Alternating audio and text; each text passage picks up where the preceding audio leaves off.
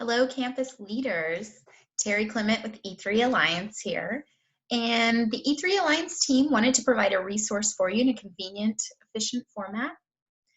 So we're sharing some leadership ideas and approaches for this unique challenge you're working so hard to meet. The next few minutes will focus on the Campus Instructional Playbook. Remember that continuing to reference your Campus Instructional Playbook not only will provide a structure as you plan for virtual learning for your students, but also it'll align this work with the work that your learning community has been doing this year, and also, give some consistency for planning during this time of change and adjustment. Remember that the number one goal is to connect with students. So during this time of uncertainty, focus on what you can control, and you can absolutely apply strategies to connect with your students. And in doing so, you're keeping that relationship, which we know is critical to their success and also to their social emotional well-being. So reviewing your campus playbook through that lens, remember that we do want to provide opportunities for students to meaningfully interact with that most critical content that you've selected for the virtual learning phase.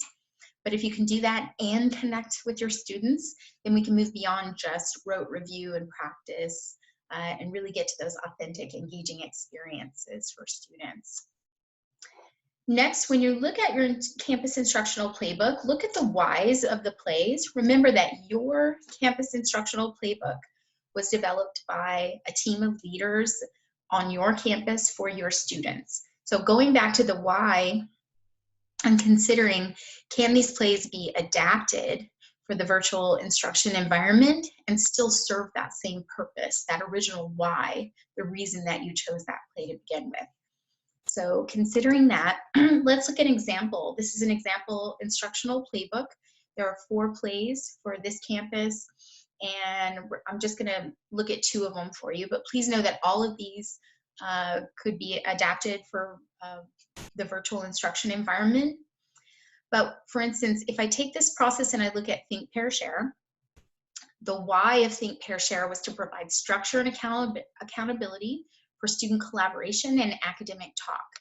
So if I take that to a virtual environment, I can just think creatively and flexibly about the activities that students are engaging in, make sure that I plan for an essential question for them to think about, and then pairing up, again, flexibly, could be a lot of different ways, right? It could look like a Google Classroom environment, a meeting together online. It could also be something that you ask them to do with someone in their own personal realm. And then sharing that can look a lot of different ways as well. So I thought about something, I paired up in some way and shared it. So that could be, again, in person, it could be in the virtual environment, it could be in writing, lots of flexibility there to keep Think, Pair, Share in play in the virtual environment.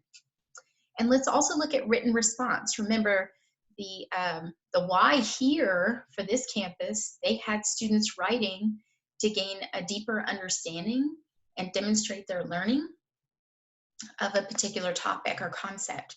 So when I take that to the virtual realm, I just keep in mind that no matter what the learning experience is, no matter what they're doing or engaged in, if I plan to have them write about it and prompt them to write using a structure, complete sentences, a certain amount of writing, and then give them some way to share that writing and get feedback, then I'm still keeping that play alive, still making sure that the students benefit from that in the virtual environment. Thank you for spending a few minutes with me.